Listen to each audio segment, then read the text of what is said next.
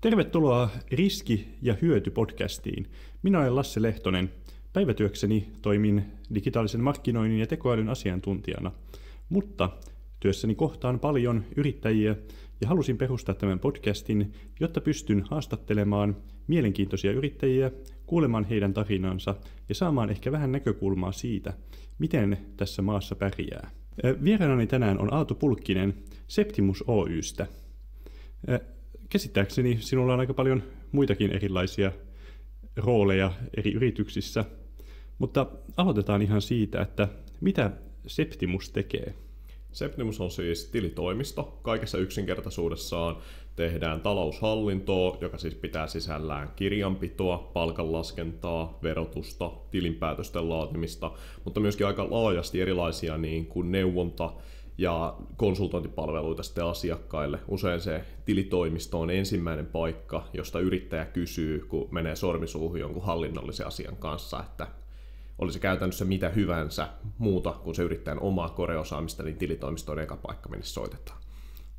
Okei, joo. No toi oli ihan mielenkiintoisesti kuvattu, mutta tosiaan tässä nyt miettii sellaista hyvinkin tyypillisesti itsekin olen ollut yrittäjänä tilanteessa, että ei sitä välttämättä ole mitään muuta reittiä kysyä. Ja sitten tilitoimisto usein on se taho, joka myös ohjaa eteenpäin oikeille henkilöille. Ja tietysti se on, että mitä enemmän tilitoimistollakin on sitä omaa asiantuntemusta, niin se voi helpottaa monissakin asioissa. No, sähän et ole aina ollut tilitoimistoyrittäjä, vaan sulla on aika pitkä tarina tästä, että kaikenlaista tullut tehtyä.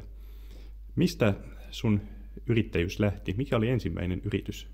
No, tarina lähtee vajaa 10 vuotta sitten oranssista lapusta yhteiskuntaopin luokan ovessa, jossa mainostettiin Nuori Yrittäjyys ry:n vuosiyrittäjänä kurssia, ja sitä kautta ensimmäisen kerran 8-luokkalaisena Padasjoen yläasteella niin lähdettiin tekemään bisnestä. Aluksi oli järkkäysjätkät, tehtiin pientapahtumia. Seuraavana vuonna meillä oli hottisgrilli, pidettiin tällaista pop-up-grilliä, grillattiin tapahtumissa. Edelleen yksi mun lempparibisneksistä ikinä kaikessa yksinkertaisuudessaan. Lukioaikana valmistettiin Latviassa M05 maastopukuja, myytiin niitä Suomessa, pieni erä, aivan järkyttävä huono bisnes, en voi suositella. Ja sitten tuli perustettua Absolut Arma-niminen myöskin verkkokauppa, jossa myyttiin Suomen armeijan ylijäämää Airsoft-tarvikkeita, tuli tehtyä juontokeikkoja, kaikkea siis maan ja taivaan väliltä. Ja sitten siinä kohtaan, kun lukio alkoi tulla kohti loppuaan, niin ilmestyi olemaan Evon Capital, minne kertyi hyvin äkkiä noin 200 pienomistajaa, ja sen kautta sijoitetaan siis listaamattomiin arvopapereihin, vanhoihin puhelinosakkeisiin esimerkiksi porukalla eteenpäin. Ja sieltä sitten spin-offina ilmestyi Fortus-asunnot, missä on parikourallista sijoitusasuntoja nyt tästä PK-seudulta pyörimässä. Ja sieltä sitten erilaisten mutkia toteutumattomia keskiääneiden prokkisten kautta ollaan päädytty tähän tilitoimistolle. Ihan näin, kun nyt ollaan tästä tarinasta käyty läpi, niin miten tuo Septimus, miten ne nuoret kaverit päätyy hyvinkin tällaiselle ehkä perinteikkäälle ja jopa konservatiiviselle toimialalle? No, tässä on ehkä tarinassa 3 ratkaisevaa asiaa. Ensimmäinen on se, että kun Evon Capitalin kanssa mulla alkoi aika loppua kesken opintojen ohessa, niin mietittiin, että mitä tämä maksaa sitten joku muu kuin minä tekisi tämän taloushallinnon. Ja vastaus oli se, että hetkinen, kukaan ei oikein vastaa edes tarjouspyyntöihin, tämän palvelun ostaminen on järkyttävän hankalaa, hinta on epäselvä kautta ihan tolkuttoman korkea, ja tämä johti ajatukseen siitä, että hetkinen, tätä kannattaisi tehdä itse. Jos hinta on korkea ja myynti on huonoa, niin siinä olisi hyvä bisnespaikka. Sitten toinen, mikä sieltä nousi, niin meidän henkilökohtainen osaaminen aika hyvin niin kuin osui yksin tämän homman kanssa. Eli minulla on kauppatieteen opinnot nimenomaan laskentatoimen alalta, silloin oli kesken, nyt on valmiina. Ja sitten sama tilanne on toisella meidän osakkaalla, ja kolmas sitten opiskelee oikeustieteitä, eli silleen niin kuin henkilökohtaiset kompetenssit oli ihan suht hyvin kunnossa aiemman kirjanpidon osaamisen kanssa, että sitä hommaa pystyttiin lähteä vetämään. Ja kolmas, joka ehkä houkutti siihen, oli se, että oli vähän niin kuin valmis asiakaskanta omien verkostojen kautta olemassa siihen lähtöhetkelle jo olemassa. Joo, se lähtöhetki monestihan yrityksellä voi olla vaikeakin saada todistettua niille potentiaalisille asiakkaille, että niin, miksi juuri meidät pitäisi valita. Ja etenkin kun ei ole siinä kohtaa vielä niitä referenssejä. Mutta miten teillä, mainitsitkin, että teillä oli jo valmiiksi sitten verkostoja, joita pystyi hyödyntämään, mutta kuinka vaikeaa oli yrityksen liiketoiminnan käynnistäminen? No siis näin jälkiperspektiivissä se oli huomattavasti helpompaa, jota me oletettiin, mutta siinä myöskin ehkä tehtiin asioita oikein vähän niin kuin tuurilla. Eli ensimmäinen kourallinen asiakkaita tuli lähipiirin kautta, tuttavien kautta yhtiössä, jossa olin jo jollain tavalla mukana tai manageroimassa niiden taloushallintoa. Sen jälkeen niin kun alkoi pikkuhiljaa puolituttujen kautta ja tuttujen kautta tippumaan yksittäisiä toimeksiantoja. Ja noin puoli vuotta siitä, kun me oltiin aloitettu tämä liiketoiminta, alettiin oikeasti kunnolla laittaa tunteja sisään. Aloitettiin systemaattisesti myyntityö tässä. Me siis käytännössä järjestettiin toisen yhtiön kautta, jolla tehtiin yhteistyötä 2000 bookkipuhelua, josta tuli 200 tapaamista, josta ehkä 100 toteutui ja sieltä irtosi 50 asiakkuutta. Niin kesän 2023 aikana ja siinä oli sitten asiakassalkun pohja ja sillä lähdettiin liikenteeseen. Joo, se oli aika nopeaa kasvua. Mä muistan sitä sivusta tuli seurattua silloin ja ehkä mikä itseni yllätti siinä toiminnassa oli se, että te olitte aika äkkiä jo perustettuanne yrityksen niin rekryämässä lisää porukkaa. Miten tämmöinen rekryprosessit lähti käyntiin? Teillähän ei siinä kohtaa valtavaa kokemusta tällaisesta palkkaamisesta ollut. Ja täytyy sanoa, että siinä tehtiin varmaan useita virheitä ja musta tuntuu, että se on niin kuin asia, johon liittyen mä muuttaisin eniten asioita firman alkuaikoihin liittyen, eli siihen, että missä vaiheessa ja millä profiililla ensimmäinen työntekijä palkataan. Se, että aluksi lähdettiin palkkaamaan vähän vähemmän kokenutta ja edullisempaa työntekijää oli selkeästi niin kuin virhe siihen nähden, kuinka paljon me tehtiin ja kuinka rajua kasvua me oltiin toteuttamassa. Me olisi kannattanut aivan ehdottomasti niin kuin yrittää palkata mahdollisimman senioritekijä alkuun siihen pohjalle ja sen päälle ottaa keskinkertaisen kokeneita kautta vähemmän kokeneita ihmisiä päälle. Että tässä mentiin vähän niin kuin kyllä väärä puoli edellä puuhun. Joo, mainitsit tässä, että se vaihe, missä palkataan, oli kanssa asioita ja lähti sitten muuttamaan. Jos pitäisi antaa aloittavalle yritykselle, jolla hommat on lähtenyt käyntiin, niin vinkki, että millainen on se semmoinen kohta, jossa kannattaa alkaa harkita sen ensimmäisen lisäkäden palkkaamista? No varmaan niin kuin, jos niin kuin olisi riittävästi dataa, niin vastaus on se, että jos sä mietit, että se hetki, miten kauan kestää niin kuin kouluttaa uusi työntekijä kautta ottaa se sisään bisnekseen, kertaa 2 ennen sitä hetkeä, kun se tarvitaan. Eli jos uuden työntekijän kouluttaminen kestää 3 kuukautta, niin, ja sä arvioit, että puolen vuoden päästä sä tarvit täyspäiväisen tekijän siihen hommaan sisään, niin sä otat sen nyt, koska se todennäköisyys, että siinä koulutusputken aikana joku menee päin seiniä, henkilö joudutaan vaihtamaan, henkilö ei aloitakaan, se rekry myöhästyy, on ihan kohtuullinen. Eli sellainen, että mitä legendaarisesti paljon puhutaan, että palkataan tarpeeseen just sillä hetkellä, kun pitää olla, niin se on aivan jumalattoman hankalaa. Siis vaikea uskoa, että se ikinä toteutuisi. Joo, siitä tuleekin mieleen tämä kysymys, että itsekin on ollut tilanteessa, jossa ollaan etsitty hyviä tekijöitä, mutta haasteena on löytää heidät. Mitä kanavia pitkin te rekryette silloin, kun te haette työntekijöitä? Meillä on ensisijaisesti niin kuin 2 kanavaa, eli Duunitorissa ja LinkedInissä. Joo.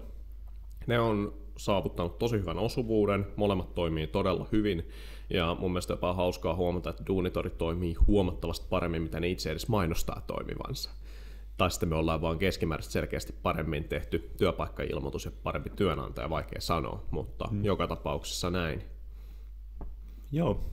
Miten paljon siinä sitten esimerkiksi LinkedInissä se sosiaalisen media-aspekti vaikuttaa siihen kykyyn rekrytä, että onko siellä esimerkiksi tämä, koska ihmisillähän on siellä CV rakennettu jo valmiiksi, niin onko siitä hyötyä teille työnantajana, että te pystytte tarkastelemaan sen CVn ja kaikki on automaattisempaa kuin se, että olisi perinteinen hakukanava? Ehkä niin kuin se suuri ero, jonka mä näen LinkedInin ja Duunitorin välillä, on se, että LinkedIn itse asiassa madaltaa sitä kynnystä hakea todella paljon, joka johtaa siihen, että niin kuin LinkedInin kautta tulleet hakijat on keskimäärin selvästi kompetentempia ja koulutetumpia kuin Duunitorin kautta tehtävää hakeneet ihmiset. Okei, tuo oli ihan kiinnostavasti sanottu. No, siitä kompetenssista, niin mä uskon, että teidän alallahan usein semmoinen asiantuntemus ja syvä asiantuntemus on tarpeen. Tuleeko teillä tilanteita ikinä, että te joudutte suoraan kontaktoimaan ihmisiä, että saisitte edes hakijoita osaamistasoa vastaaviin tehtäviin, vai löytyykö ihmisiä tällä toimialalla niin hyvin, ettei tarvitse? No työmarkkinatilannehan on niin haastava, että näin työnantajan näkökulmastahan niin kuin ylitarjontaa on. Meillä on kesätyöpaikkaan oliko yhteensä joku 500 hakijaa ja siitä valitaan yksi. Niin kyllä niin kuin suhdeluvut on hyviä. Se kyllä no siinä tulee sitten se toinen pää, että miten sieltä 500 suodatetaan hyviä tekijöitä. Mitkä on semmoisia asioita, jotka työhakemuksessa kiinnittää positiivisessa mielessä huomioon? No mä ehkä jakaisin sen niin kuin 3/4 vaiheeseen, millä on väliä siinä hakuprosessissa. Joo. Ensimmäinen, jota me screenataan läpi, on se, että sulla on niin kuin etäisesti fiksu hakukirje, siisti CV. Mua ei oikeastaan kiinnosta siitä CVstä se, että onko se niin kuin pilkulleen miten aseteltu tai mikä se formaatti on, mutta silleen, että siihen on niin kuin käytetty edes 10 minuuttia aikaa ja siellä on joku työkokemus ja tai koulutus, joka liittyy tähän alaan. Ja sitten niin kun siitä hakemustekstistä huomaa vilkaisemalla sen, että se on lukenut sen meidän työpaikkailmoituksen läpi edes etäisesti. Joo. Ja tämä on niin kuin sellainen ensimmäinen screenaus, jolla niin kuin joko putoaa pois tai pääsee jatkoon. Seuraavassa vaiheessa me laitetaan meidän hakijat täyttämään sellainen online-testi, joka kestää noin puoli tuntia, jossa testataan heidän perusosaamistaan, kompetenssiaan, urasuunnitelmiaan läpi. Ja sieltä sitten käytännössä me ollaan jaoteltu se sisäisesti sellaisiin erinäköisiin kategorioihin, esimerkiksi sitoutumis- tai sitoutumistodennäköisyys ja sitten vaikkapa niin kuin osaaminen kautta kiinnostuksen kohteet ja ohjelmisto-osaaminen ja näin edespäin.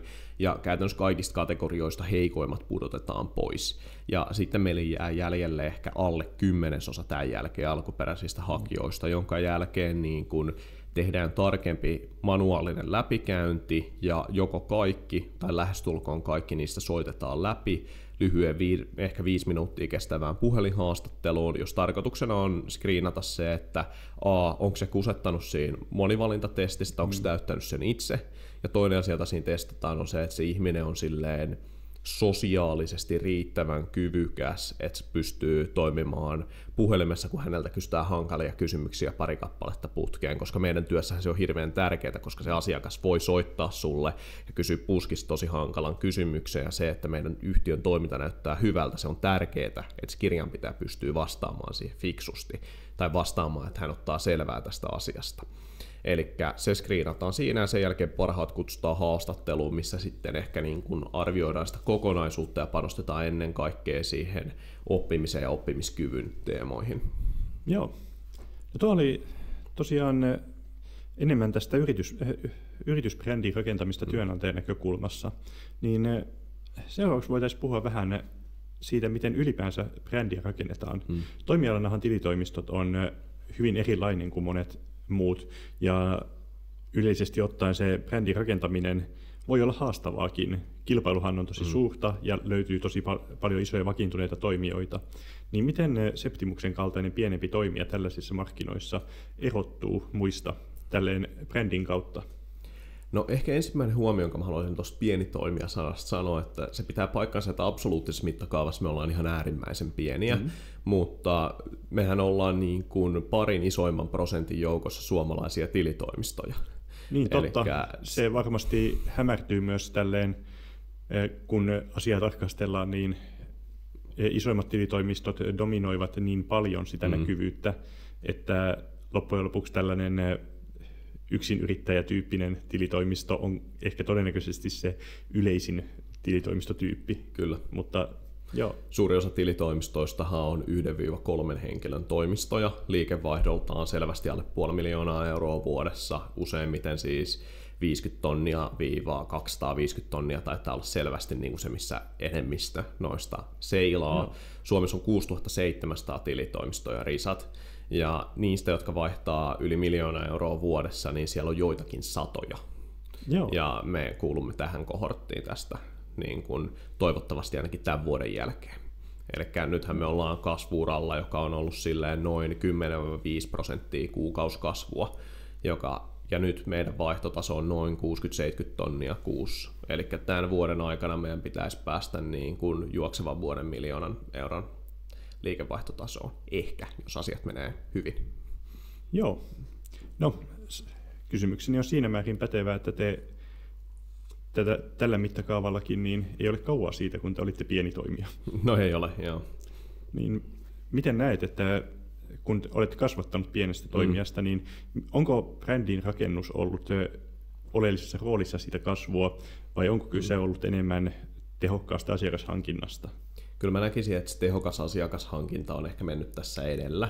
Et totta kai niin kun sitä brändiä on rakennettu ja pyritty rakentamaan ehkä nimenomaan sen kautta, että me ei olla niin konservatiivinen sellainen marjattaa 62V-toimija, vaan meillä on ammattitaitoa, mutta keski-ikätoimijoilla on aika nuori meillä, ja sitten ehkä toisaalta se aktiivinen asiakashankinta ja sen jälkeen asiakkaalle tuleva aktiivinen asiakaspalvelu niin luo aika erilaisen palvelukokemuksen kuin suurin osa alan toimijoista.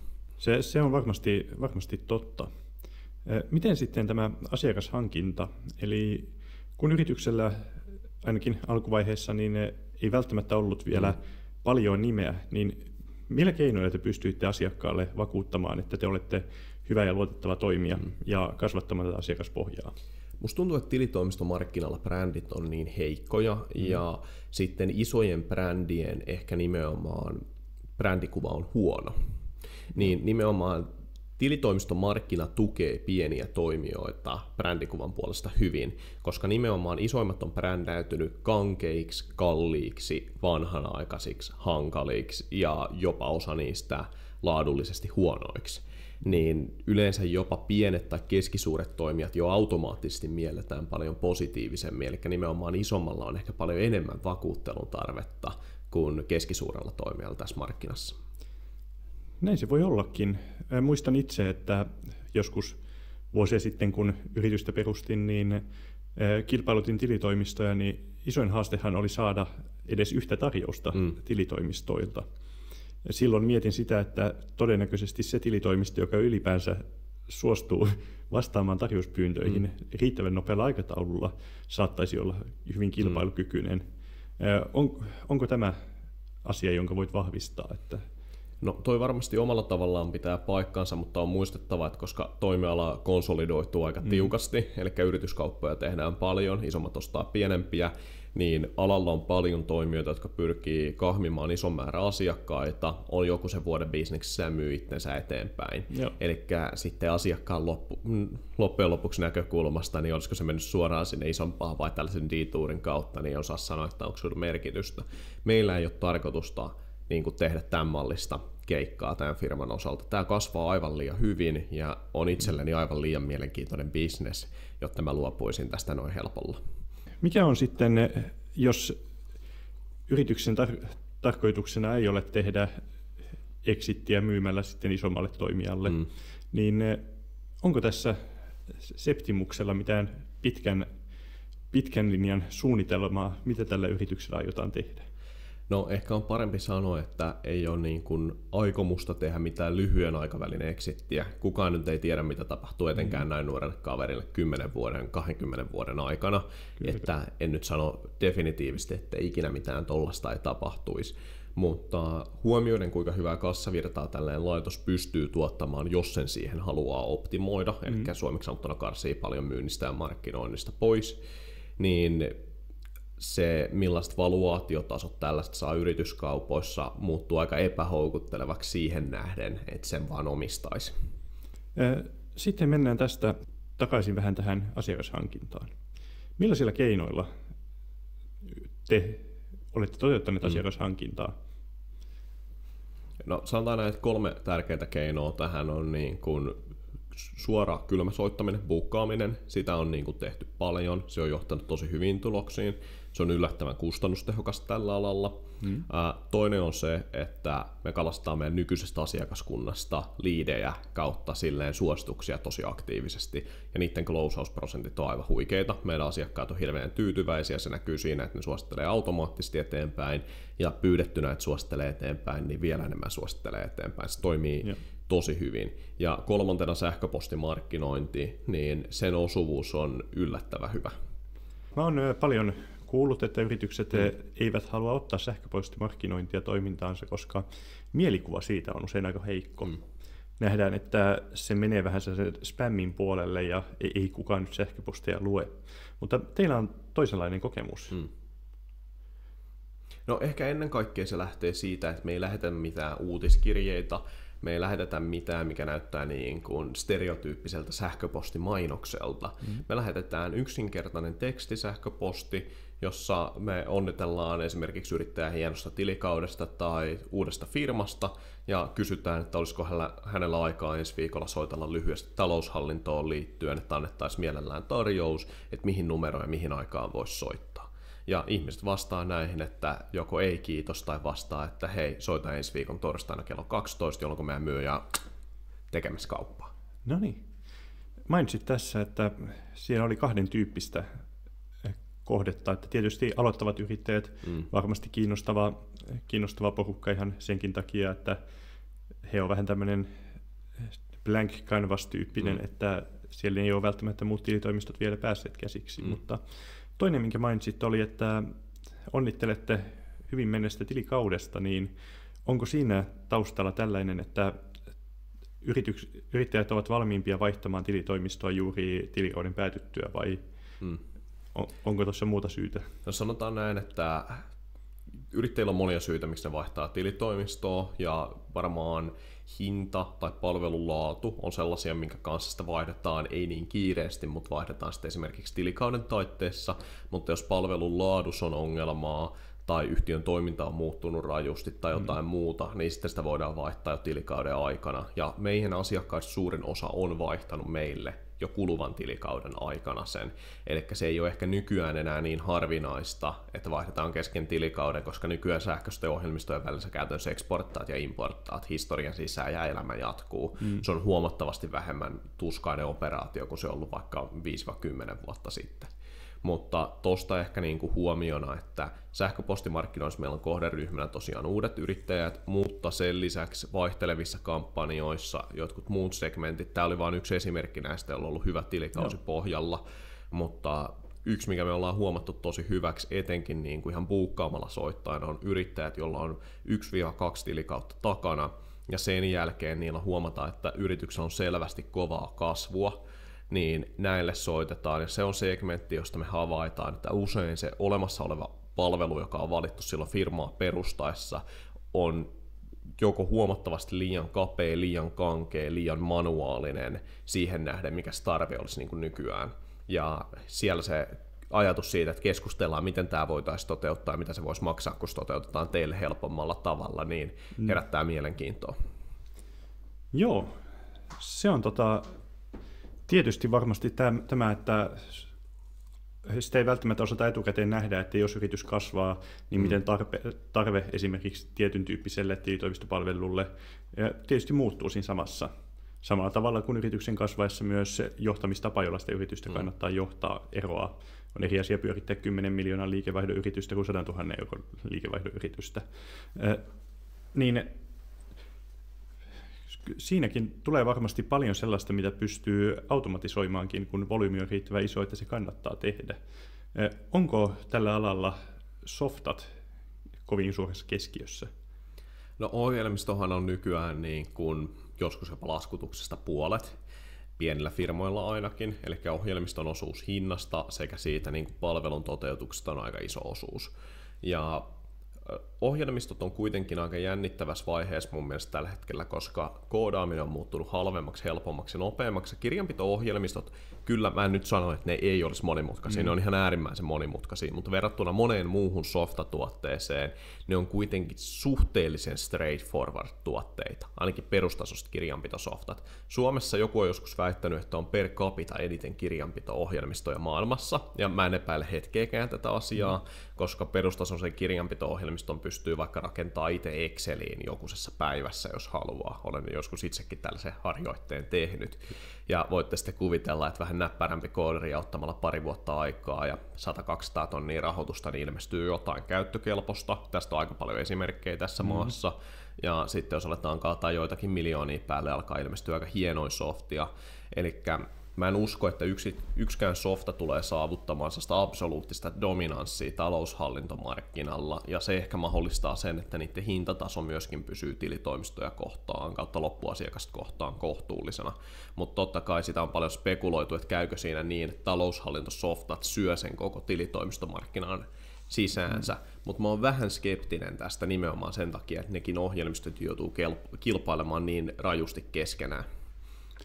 Joo, ja onhan siinä varmasti kuitenkin se keskiössä, että softalta voi saada kyllä jotain valmiita pohjavastauksia tai muita erilaisiin ongelmiin, mutta kun sitten tehdään sitä kirjanpitoa, niin voi olla, että kaikki ei ole niin yksinkertaista, että sen softalta saisi vastauksen, ja välttämättä asiakas ei oikein osaa myöskään sitä softalta sitä tietoa kerätä, että halutaan se ihmiskontakti.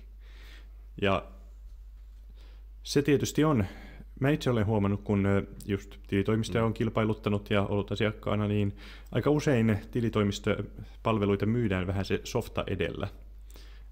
Minkä tyyppisiä perusteita on esimerkiksi teidän asiakkailla ollut siinä, kun valitaan, mitä softaa käytetään? Koska käsittääkseni tekin tarjoatte useampaa eri softaratkaisua. Osa tilitoimistoistahan menee niin, että heillä on yksi ohjelmisto, jota he tarjoaa. Ehkä yleisin näistä, mitä näkee, on ProCountor ja vain ja ainoastaan ProCountor tai vain ja ainoastaan NetVisor-toimistot, jota tässä maassa on jokunen kourallinen, ja sitten on niitä, jotka tarjoaa jotain yhdistelmää, että tarjoaa tiettyjä softia ainoastaan. Me ollaan tehty aika laajalla spektrillä ohjelmistoja. Me otetaan isoimmalta osilta Fennoa, sitten NoCFOta ja NetVisoria.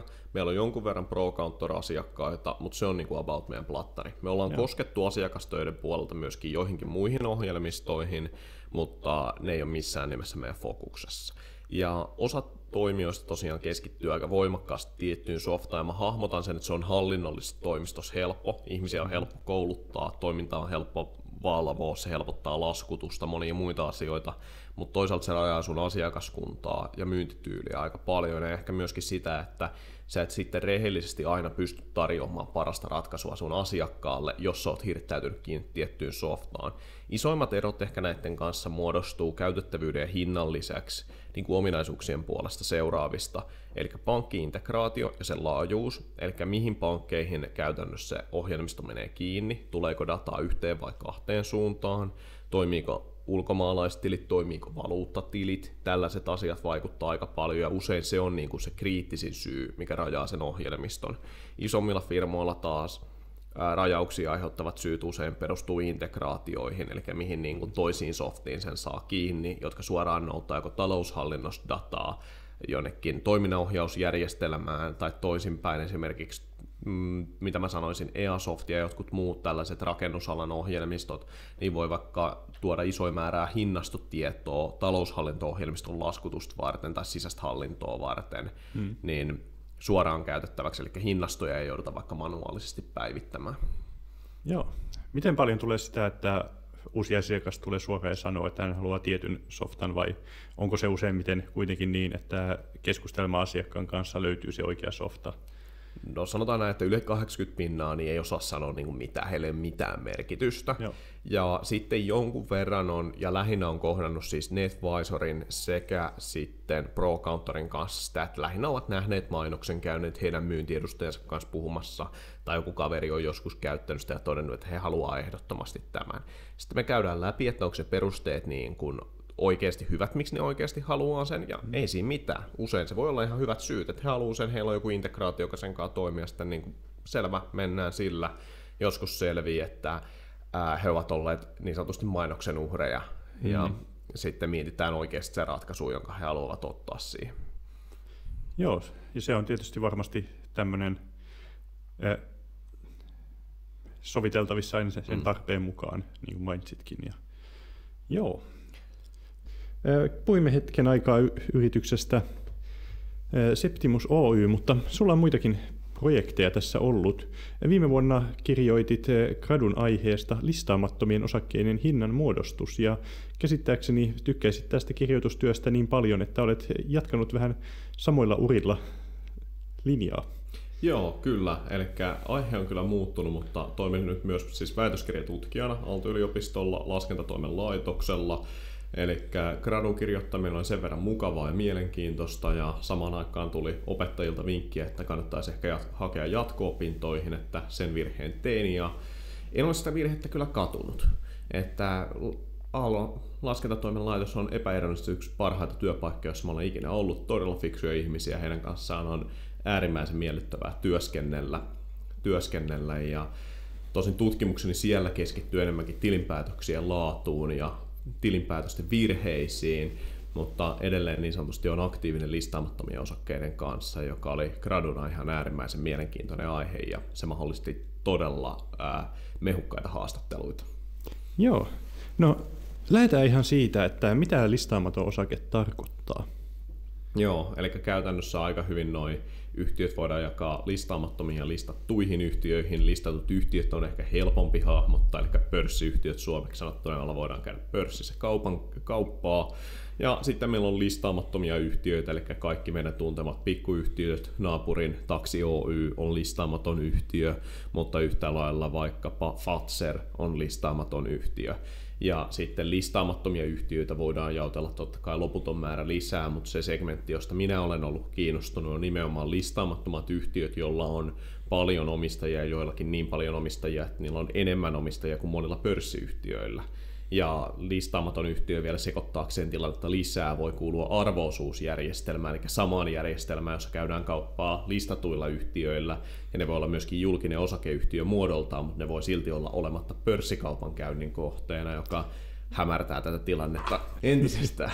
Mainitsit, että ne voi olla arvo-osuusjärjestelmässä. Tarkoittaako tämä siis sitä, että voit omistaa listaamatonta yhtiötä ja se silti näkyy siellä arvo-osuustilillä? Joo, kyllä. Tämä on mahdollista, että esimerkiksi Finda on tällainen yhtiö, joka on vanha puhelinosake. Joo. Mitä muita tämmöisiä tunnettuja listaamattomia yhtiöitä on, joilla käydään kauppaa? No esimerkiksi KPY on, eli Kuopion puhelinyhdistys, Lounea, Lounais-Suomen vanha puhelinverkko siis käytännössä. Siellä on sitten Suur-Savon sähköä, jota jonkun verran näkyy lehdissä, Härkätien puhelinta, City-varasto voi olla tuttu, ja totta kai niin kuin erinäköisiä startuppeja on ihan niin kuin loputon lista, mutta ehkä henkilökohtainen mielenkiinto niin ei niin paljon ole kiinnostu joukkorahoitteisiin startuppeihin, vaan enemmänkin vakaata liiketoimintaa tekeviin vanhempiin yhtiöihin. Joo. Mainitsit, että aika monella listaamattomalla yhtiöllä tosiaan on tosi iso määrä omistajia. Miten tämmöiselle yhtiölle päätyy näin suuria omistajamääriä? Puhutaan joskus tuhansista. No helpoin tapa, miten näitä on päättynyt, on se, että ihmiset on alun perin jo omistanut niitä yhtiöitä niin kuin suvussa kymmeniä tai satoja vuosia, tai no ehkä 100 vuodet on väärin sanottu, mutta jopa 100 vuotta joillakin puhelinyrityksillä. Eli kysymyksessä on voinut olla vaikka Kuopion puhelinyhdistys on osuuskunta ollut alun perin, ja te olette ostaneet osuuskunnan osuuden ja saaneet puhelinliittymän kotiin. Ja samoin monet muut on toiminut näin, tai sitten se osuuden ostaminen on ollut vapaaehtoista, joka on tehnyt siitä liittymästä jollain muulla tavalla edullisempaa. Eli monet ihmiset on omistanut näitä ei sen osingon takia tai sijoituskohteena, vaan sen liittymän takia tai jonkun kanta-asiakastyyppisen alennuksen takia. Eli se on yksi, miten näitä on päätynyt, ja toinen on sitten se, että joukkorahoitetut kohteet, kuten vaikka City-varasto, niin on kerännyt sitä kautta, tai WordDive aikoinaan nykyään tunnetaan nimellä Master English, mitä siitä on jäljellä yrityskaupan jäljiltä, niin on saanut nimenomaan joukkorahoituksen kautta ison määrän omistajia. Joo. Ja miten sitten näillä tämä kaupankäynti tapahtuu? Silloin muutamia vuosia sitten oli Privanet, joka on vähän surullisen kuuluisa monestakin näkökulmasta, mutta siellä kuitenkin aika näppärästi pystyi aloittelevakin listaamattomiin sijoittava henkilö käymään kauppaa, mutta mistä nykyään löytää listaamattomia yhtiöiden osakkeita? Joo, kaupankäyntihän näillä on huomattavasti hankalampaa nykyään, kun mitään julkista kauppapaikkaa ei ole olemassa, Ahvenanmaallahan on oma pieni pörssinsä, joka käy kauppaa näillä listaamattomilla, mutta se ei meille, ei suomenruotsalaisille ole käytännössä avoin, koska kauppaa käydään ruotsiksi ja käytännössä se tapahtuu Ålandsbankenin meklareiden kautta. Eli tavan kuolevaisille ei ole siis normaali kaupankäyntipaikka. Periaatteessa sun pitää tietää ostaja tai myyjä, kummassa suunnasta sitten olet tulossa, ja kahden kesken me nyt tässä sovitaan kauppa, että hei, saanko mä ostaa noin sun Findan laput 180 kappale, ja sä sanot kyllä, ja me tehdään kauppakirjat, kiikutetaan kauppakirjat pankille, odotetaan joku viikko, siirretään rahat, osakkeet siirtyy, ja sitten elämä jatkuu. Mutta verrattuna pörssikaupankäyntiin, joka tapahtuu niin kuin näin, niin onhan se niin kuin ihan tuskaisen hidasta käydä listaamattomilla kauppaa. Joo, että ei pysty tekemään niin, että jos ajattelee, että no voisi ensi perjantaina ostaa uuden auton, jotenkä myynpäs nyt 30 tonnilla GVS ja menen ostamaan, että voi olla niin, että ostajan löytämisessä löytyy, kestää viikkotolkulla ja sitten sen jälkeen vielä se pitää paperit täyttää ja sitten ottaa pankissa, että tavarat liikkuu. Kyllä, niin juuri näin. Ainakin yksityiskaupankäynnissä, niin kuin one-to-one kaupankäynnissä on niin hidasta, että ei pysty. Mutta sitten markkinalla on jäljellä vielä kourallinen tahoja, kuten Evon Capital nimenomaan, jotka ostaa näitä lappuja nopeammin. Eli jos sä voit todistaa, että sulla on omistusoikeus siihen lappuihin, ne näkyy osakasluettelossa, ja me suostutaan niistä joku summa maksamaan, niin kyllä me pystytään periaatteessa samana tai seuraavana päivänä kauppasumma jo maksamaan. Että se voi olla joissakin tapauksissa nopeata, mutta se, että jos yrität treidata noilla, niin siinä, että se näkyy omistajarekisterissä ja me suostutaan siirtämään, ne rahat kestää sen verran aikaa, että silloin jää auto ostamatta. Joo, ja toi on ihan hyvä ymmärtää, että se on sitä pitkäjänteistä sijoittamista, kun listaamattomille lähtee laittamaan rahaa kiinni.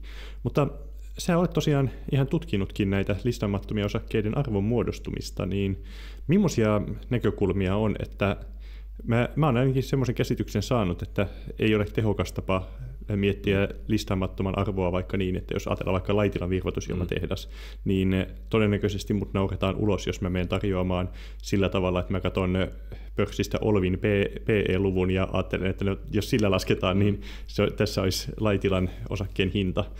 Vaan millaisia tekijöitä näissä on? Että miten se oikeastaan eroaa pörssin hinnanmuodostuksesta? No käytännössä juuri sillä tavalla, että mitään niin kuin referenssihintaa ei ole, ainakaan julkista referenssihintaa, joka tarkoittaa sitä, että toisen mielestä täysin kohtuullinen tarjous on toisen mielestä naurettava alhainen tai naurettavan korkea. Se on täysin mahdollista ja siihen usein törmää, kun näistä keskustellaan. Ja minkä mä huomasin Gradun haastattelussa ja aiemmin samasta teemasta tehdyn Gandhi-haastattelussa selkeästi, että ihmiset ankkuroituu tosi voimakkaasti joko siihen alkuperäiseen omaan hankintahintaansa, osakeantihintaan, tai esimerkiksi yhtiön omaan takaisinostohintaan, täysin riippumatta siitä, että onko vaikka sillä hinnalla, millä yhtiö on näitä lunastanut 5 vuotta sitten, mitään tekemistä sen nykyarvon kanssa sille osakkeelle. Mitä tämä yhtiön takaisinosto tarkoittaa? Joo, eli totta kai tapahtuu myös pörssiyhtiöissä, mutta etenkin listaamattomissa yhtiöissä, niin yhtiöt ostaa omia osakkeitaan takaisin. Joskus silloin, kun siellä tapahtuu muu transaktio, siellä on yhtiöjärjestyksessä klausuuli, että kun minä myyn sinulle nyt osakkeen, niin yhtiö saa päättää, että ostaako sen osakkeen siitä välistä itselleen ensin, ennen kuin siirtyy sulle. Eli joissain tapauksissa noilla ehdoilla yritetään hallita sitä vallan keskittymistä tai siirtymistä toisille henkilöille siellä yhtiön sisällä. Joskus se on pelkästään yhtiön oma tapa tarjota niin kuin likviditeettiä pienosakkaille, mutta tarkoitusperä siis vaihtelee, mutta tarkoittaa sitä, että yhtiö siis itse ostaa sen osakkeen. Okei, joo. Ja silloin kun näin tapahtuu, niin voitaisiinko tätä ajatella vähän, että jos yhtiöllä on aktiivinen omien osakkeiden takaisinosto-ohjelma, niin se olisi semmoinen pohjahinta, että sillä nyt ainakin saa myytyä, jolloin jos joku muu koettaa ostaa, niin oletetusti pitäisi tarjota vähän enemmän.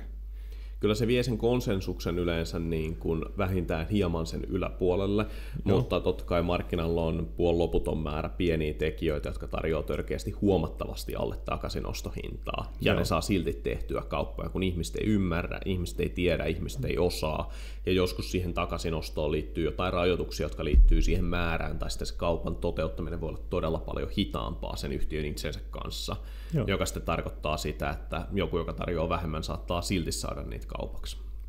Joo, no se on varmasti tommoinen tekijä, että kun likviditeettiä ei taida olla juurikaan, niin silloin hinnanmuodostuksessa voi olla arvoa muodostavana tekijänä se, että saa ylipäänsä kaupat toteutumaan riittävällä vauhdilla. Tuosta likviditeetistä mä voisin ehkä sanoa sen verran, että pörssiosakkeissahan se likviditeetti jossain määrin on niin kuin absoluuttinen. Sulla on sama likviditeetti Olvin osakkeeseen kuin mulla, koska se on se, mitä vastapuoli tarjoaa julkisesti. Mutta jos sä omistat Laitila virvoitusjuomatehdasta, ja mä omistan Laitila virvoitusjuomatehdasta, sulla on eri yhteydet, eri kontaktit, jotka pitää sua luotettavana, jolle sä voit myydä sitä. Eli sun myyntilaitas tai ostolaitas on erilainen kuin mun osto tai myyntilaita mun henkilökohtaisten kontaktien takia.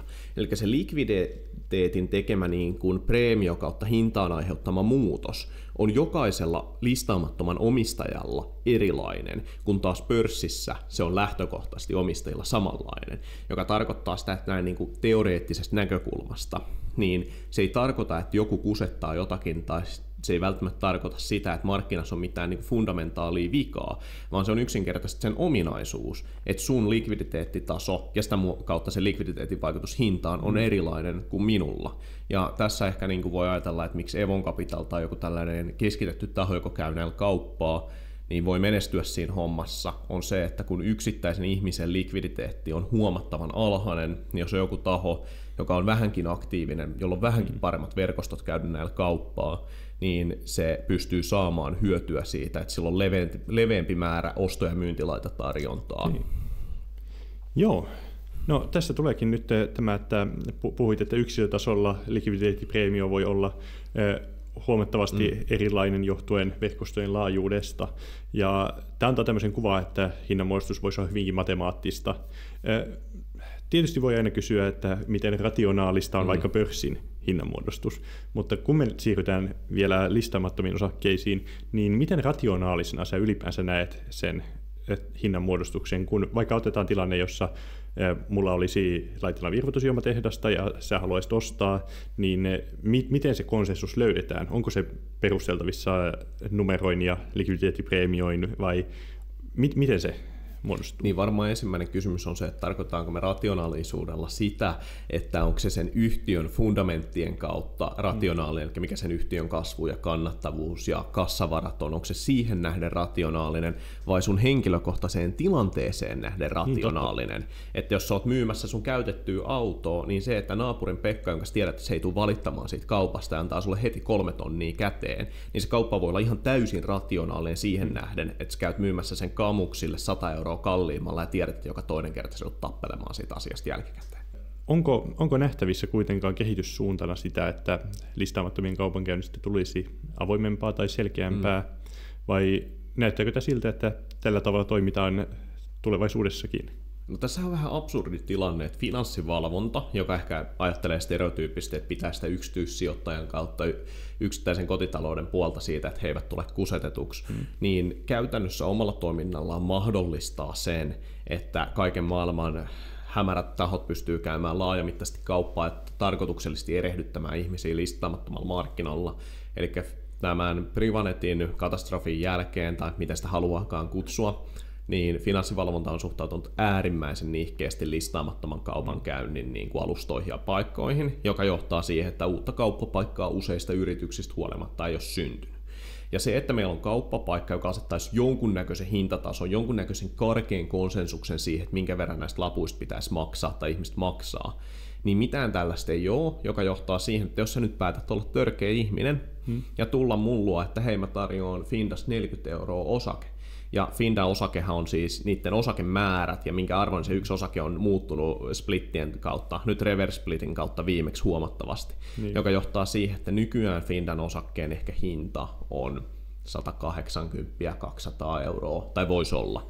Ja aikoinaan se on ollut sitten sitä 38-40 euroa kappale. Ja jos mä oon nyt 75-vuotias mummo, ja sitten tarjoaa 40 kappale, niin mä saatan hyvinkin erehtyä, että se on se kohtuullinen hinta ja tehdä kaupat. Kukaan ei ole estämässä tätä. Tässä ei ole mitään laitonta sinänsä, välttämättä.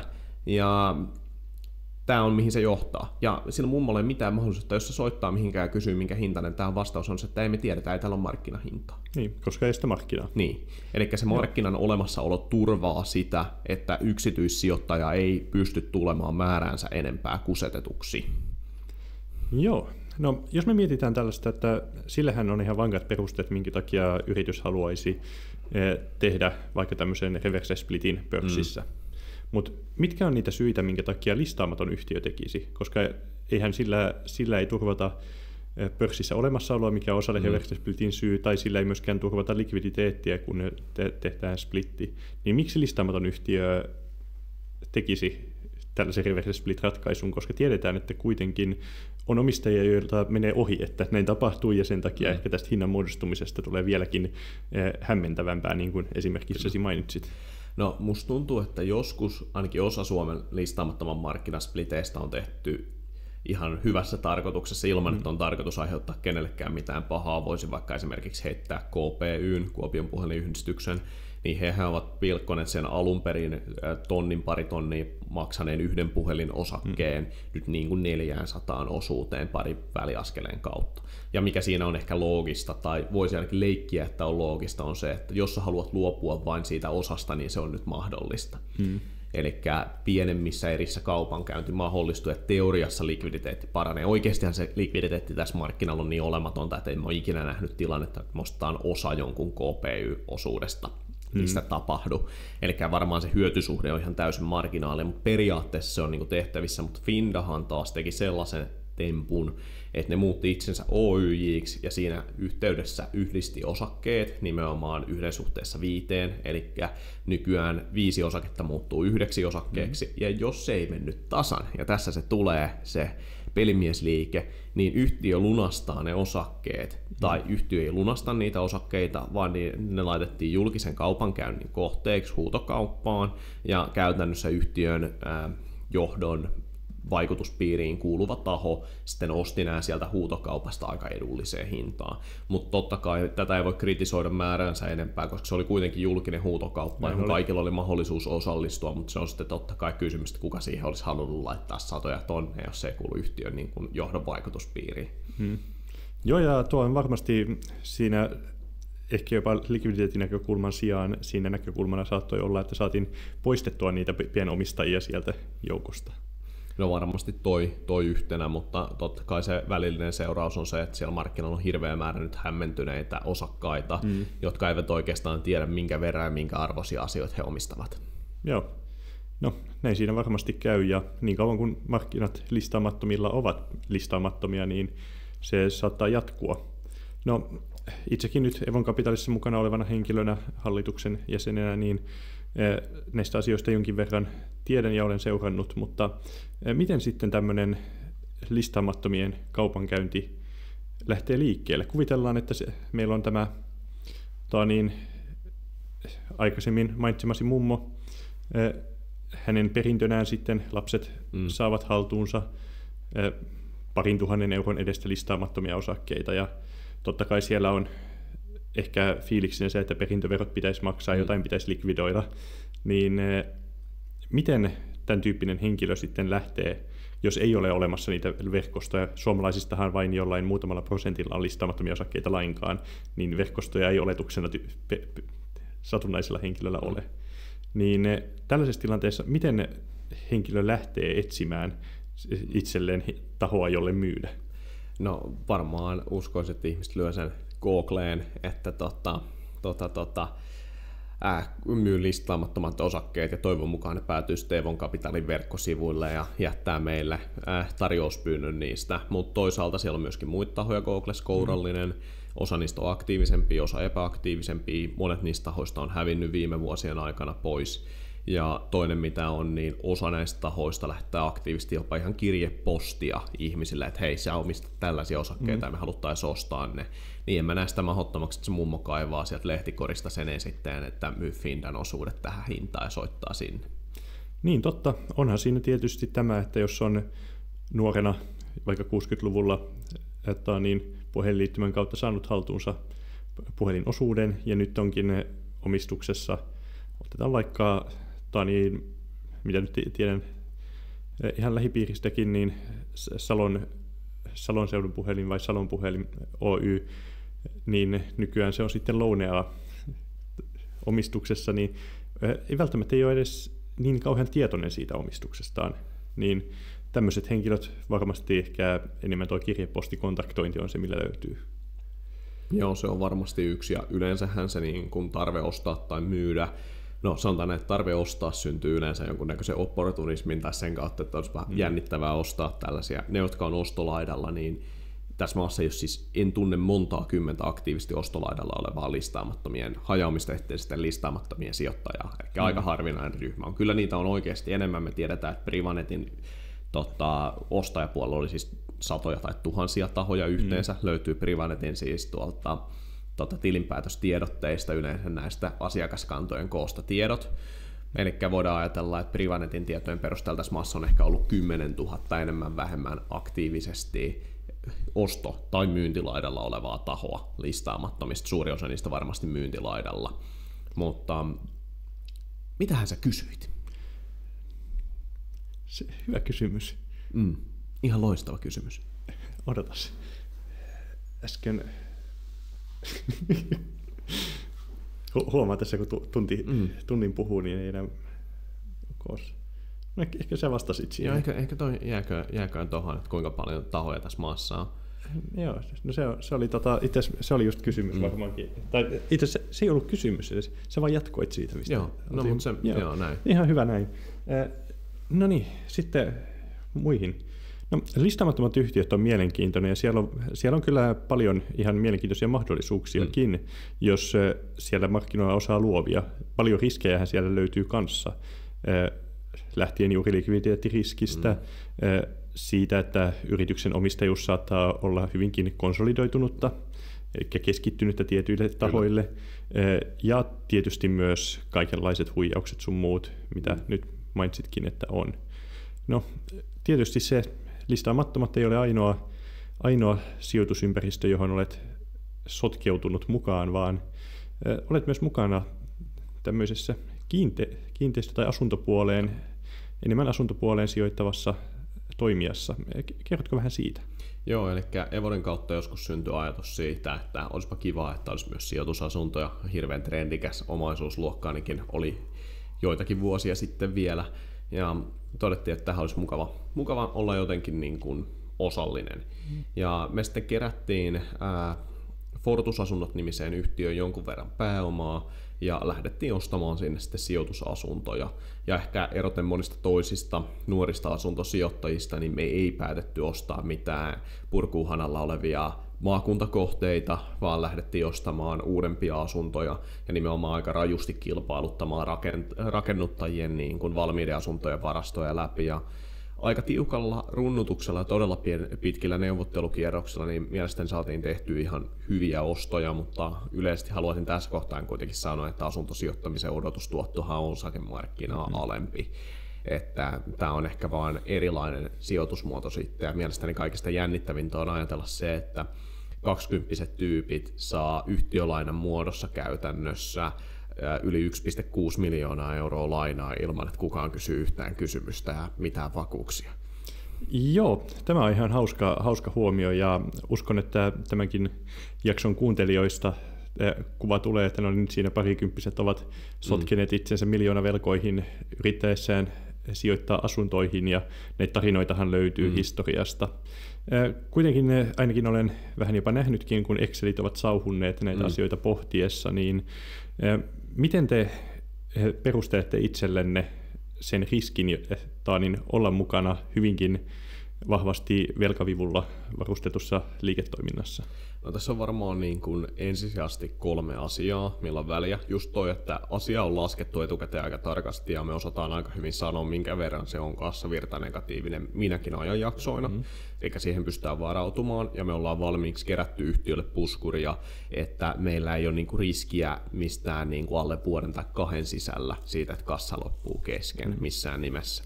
Elikkä varaudutaan, hallitaan riskejä. Sitten toinen asia on nimenomaan se, että meillä on aika iso ja laaja osakaskunta suoraan ja välillisesti, joka mahdollistaa sen, että jos me nyt sanotaan näin, että tarvittaisiin 100 000 euroa lisää rahaa, niin se varmaan löytyy kohtuullisen kevyesti. Me ollaan pariin kertaa jo lisäostojen kautta tehty pieniä uusia kierroksia, ja se raha on siis parhaimmillaan irronnut niin kuin parissa tunnissa.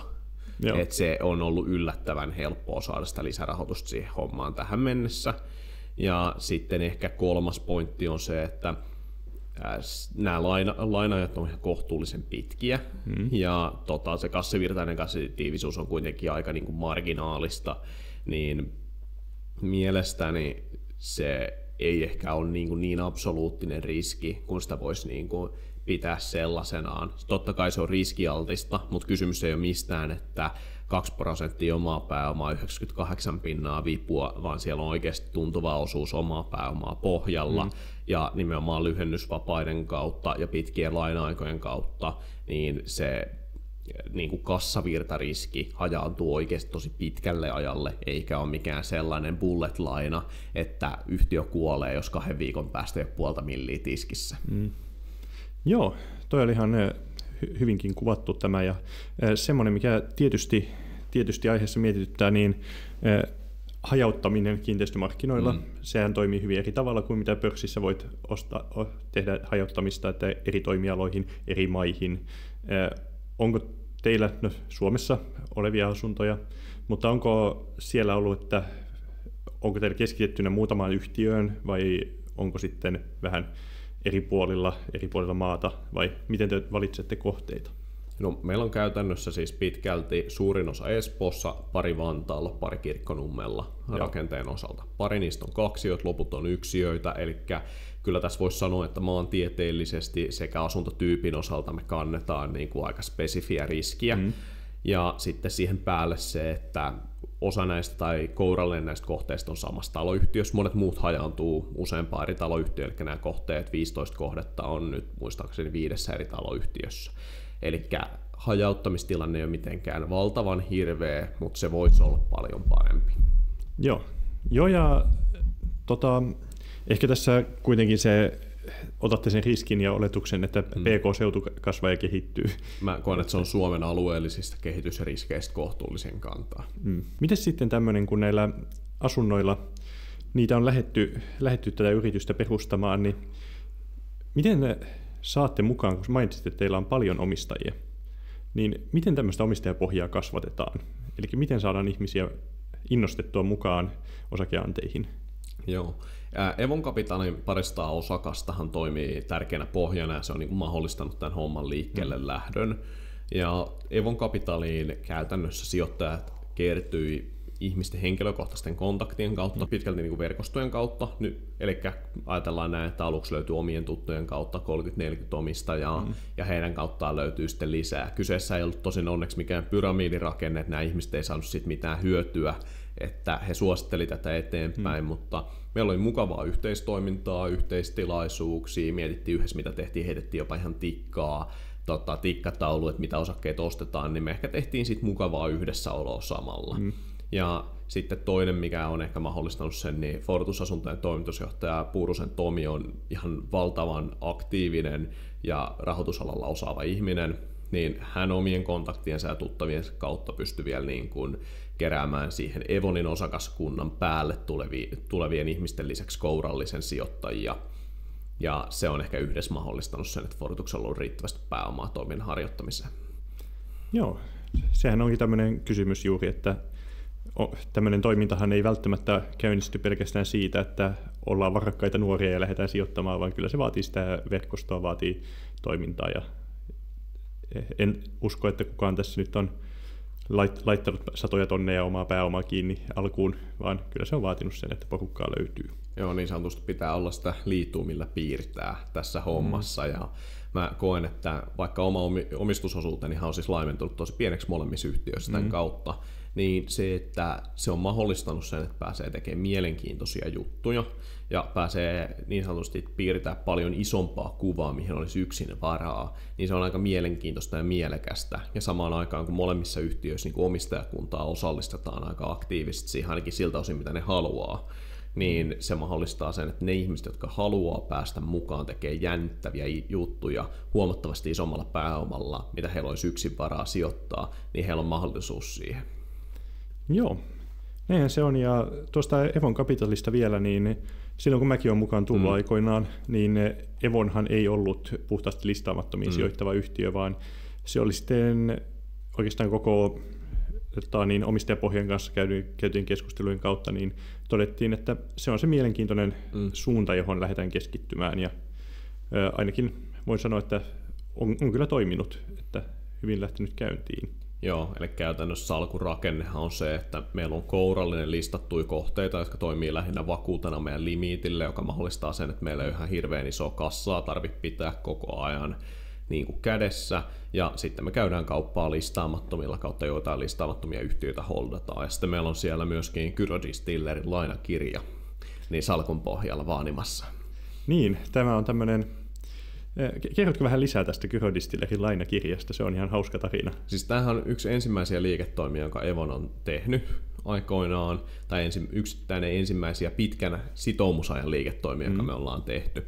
Ja Gyro Distilleri aikoinaan tarjosi kiinteällä, muistaakseni oliko 5% korolla, mikä silloin nollakorkomarkkina, se ei näyttänyt yhtään niin hirveältä, mitä se näyttää nyt, niin 5 000 € lainakirjaa, ja ajatuksena on se, että siinä toimii vakuutena viskitynnyri sille lainalle, ja no ei siinä mitään, sehän kuulosti hauskalta, viskilaina, kuka ei haluaisi tehdä jotain tällaista, ja sitten jos miettii, että meillä on joku sen 100 tonnin salkku ollut siinä kohtaan, kun se on tehty, niin per naamahan se oli aika marginaalista, mutta sinänsä hauska ajatus, että tällaiseenkin instrumenttiin päästään käsiksi. Näin on, ja siinä on paljon huumoria syntynyt ajatuksesta, että siellä on tynnyri vakuutena, että vakuuden realisoinnin mahdollisuudet. Mutta olemme jossain kohtaa haaveilleet Gyron konkurssista ja siitä hetkestä, kun vieritämme tynnyrin pakettiautoa ja sen jälkeen mietitään, mitä sille tehdään, mutta harmillisesti Suomen alkoholilainsäädäntö taitaa tehdä tästä tuskaisen hankala. Näin on, ja tietysti se myös Gyro on hyvä ja mielenkiintoinen yhtiö, ja toivokaamme kirkkaista tulevaisuutta. Ja aivan ehdottomasti juuri näin. Ainakin heille tilanne on sen suhteen hyvä, että heillä on tällä hetkellä varsin edullista lainaa näiden tynnyrien muodossa, 5%. Ollaan tässä nyt podcastin loppupuolella. Voitaisiin tiivistää ihan tällaiseen, kun olet nyt useita yrityksiä perustanut elämäsi aikana, niin minkä vinkin antaisit nuorelle kaverille, joka haluaisi yrityksen perustaa?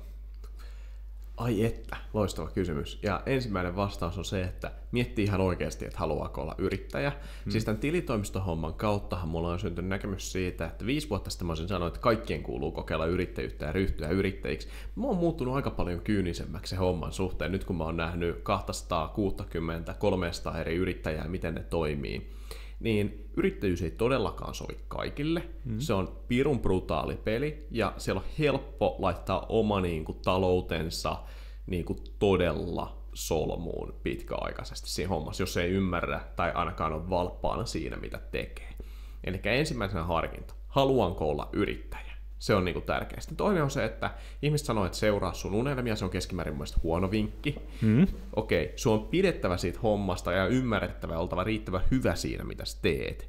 Mutta keskimäärin bisnekset, jotka toimii sen ympärillä, että sä toteutat sun unelmaa, on ihan valtavan huonoja bisneksiä omalla kokemuksellani.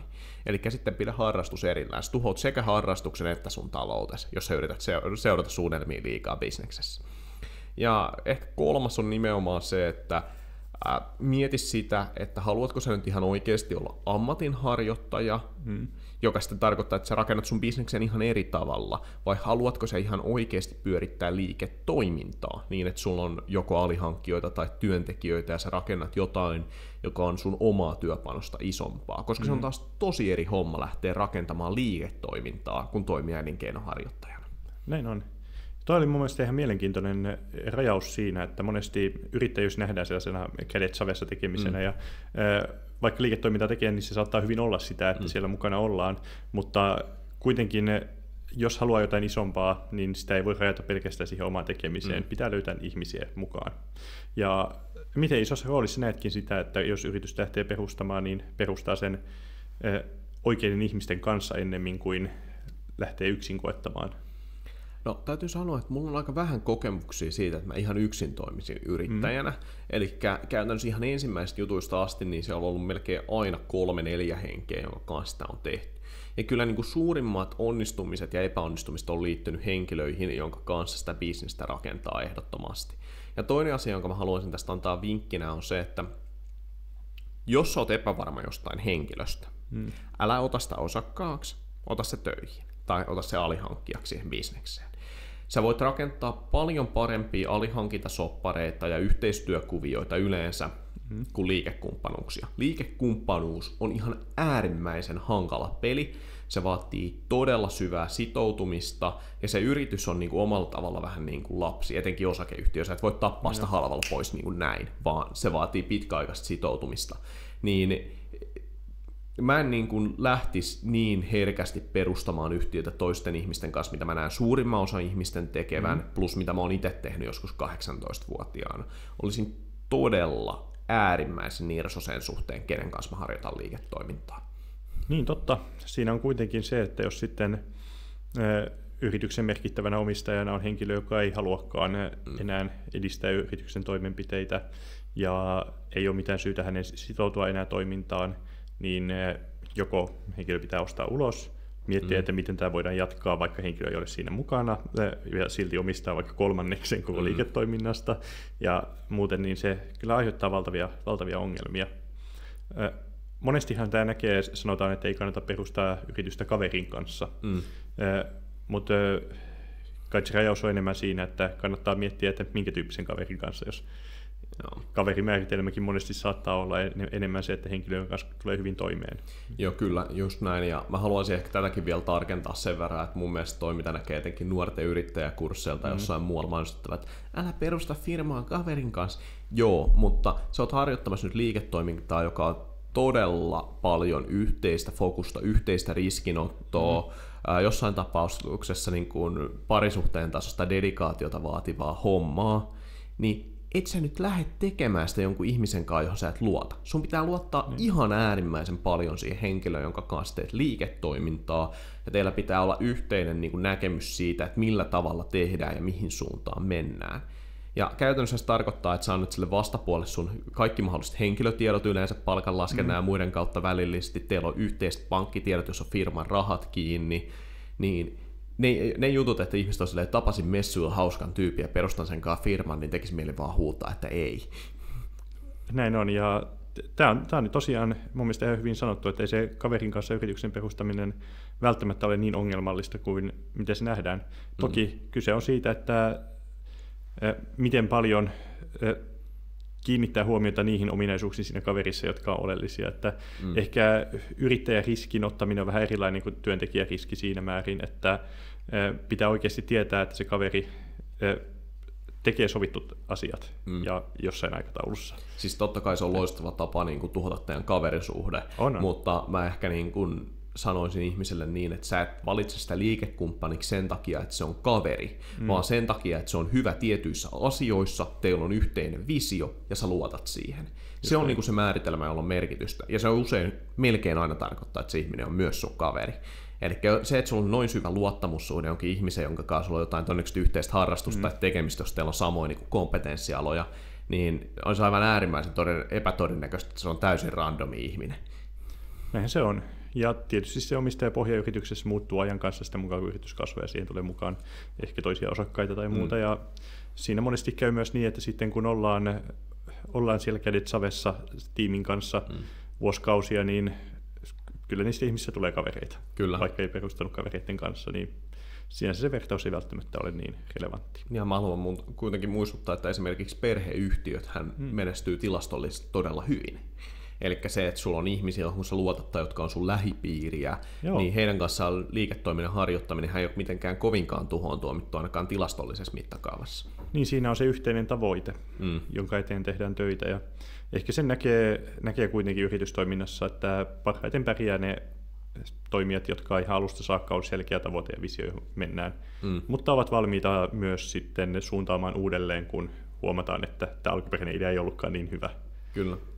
Ja se, mitä on niin kuin oikeasti saatava ulos, niin on työtunnit. Siis ihan hirveä määrä tunteja. Silleen omalla kokemuksella niin ihmiset, jotka miettii, että kun liiketoiminta ei oikein lähtenyt käyntiin, ne ei ole käyttänyt edes 100 tuntia siihen hommaan. Joo.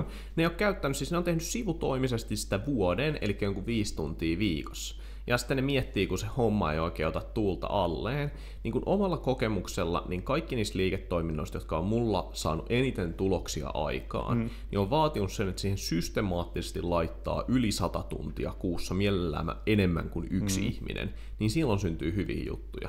Eli Septimuksenkin alussa, kun me tehtiin myyntiä ja rakennettiin pohjaa, niin mä veikkaisin, että se kuukausityötuntien määrä oli joku 500, jonka siihen se tiimi yhteensä kulutti. Ja samoin Evon Capitalissa, kun sitä rahoitusta kerättiin ja hommaa pyöritettiin, niin se oli vähintään 300-400 kuukausityötuntia, kun aktiivisten kuukausien aikana siihen laitettiin energiaa.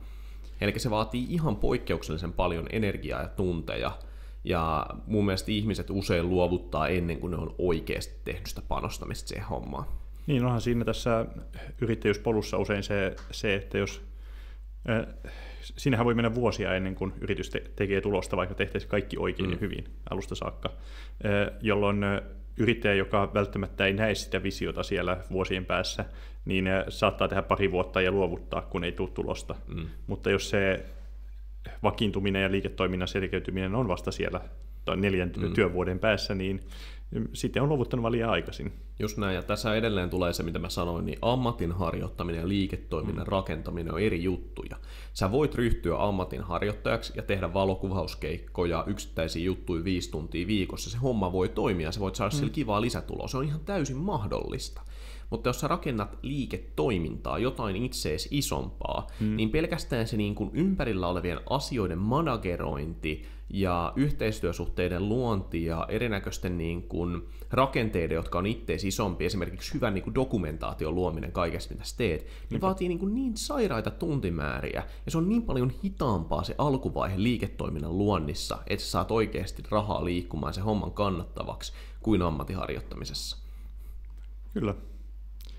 Toi on mun mielestä aika hyvin sanottu, eli vinkki sille yritykselle tai yrittäjälle, joka haluaa lähteä tekemään bisnestä, niin on se, että laita niitä tunteja tekemiseen. Jos sä aiot tehdä siitä muuta kuin ammattiharjoittamista. Kyllä.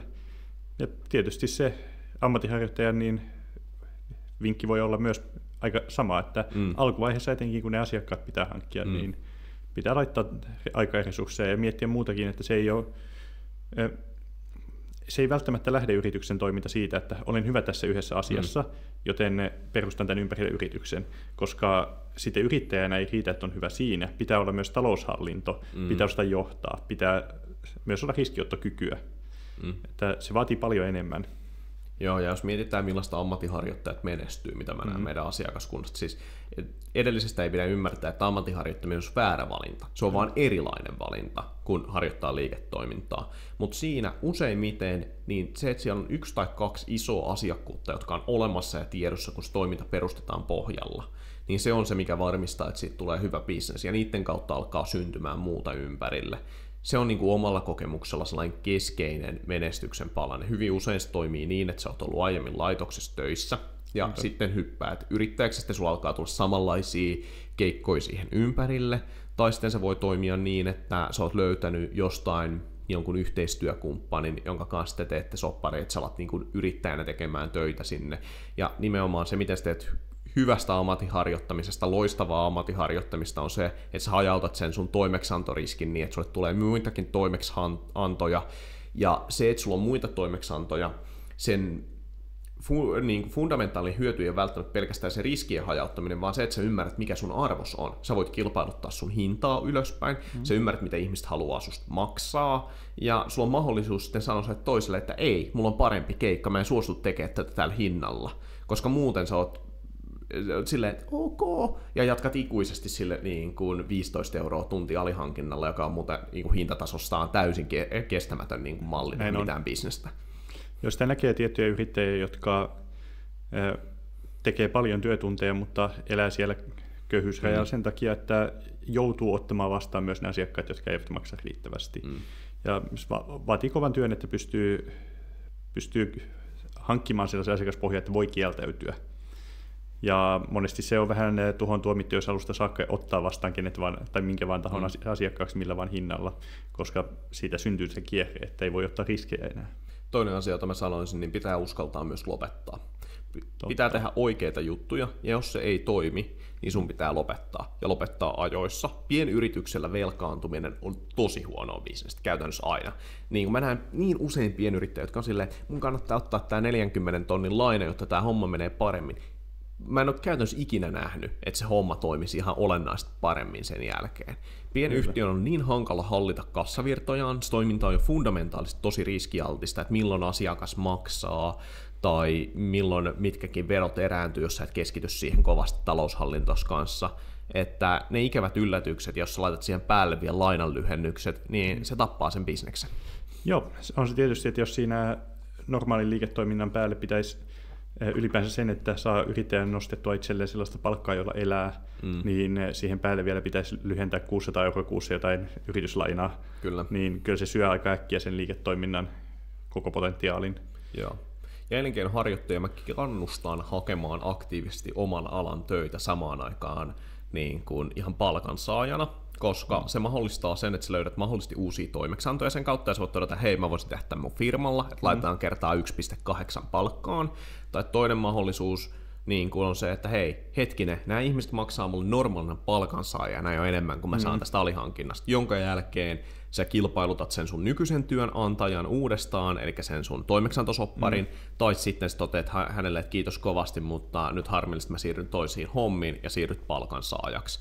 Eli elinkeinon harjoittamisessahan sä myyt sun omaa työaikaa ja työvoimaa ja osaamista, ja sun pitää uskaltaa kilpailuttaa sitä laajamittaisesti, ja välttämättä se B2B-business ei ole se, miten se paras kilpailutustulos löytyy. Se oli hyvin sanottu, ja oikeastaan näkisin, että me ollaan nyt ehditty keskustella monestakin asiasta tänään, ja tähän olisi hyvä lopettaa. Minä kiitän Aatu ajastasi. Tämä oli minusta hyvä ja avartava keskustelu. Ehdimme käsitellä tilitoimistoyrittämistä, yrittämistä ylipäänsä, sekä listamattomien osakkeiden että myös asuntosijoittamisen näkökulmia, ja lopuksi vielä vähän sitä, että mitä on elinkeinoharjoittaminen vastaan, tämmöinen liiketoiminnan harjoittaminen, niin minusta uskoisin, että tästä saadaan ihan asiallinen podcastin ensimmäinen jakso aikaan. Aivan ehdottomasti. Kiitos teille. Kiitoksia.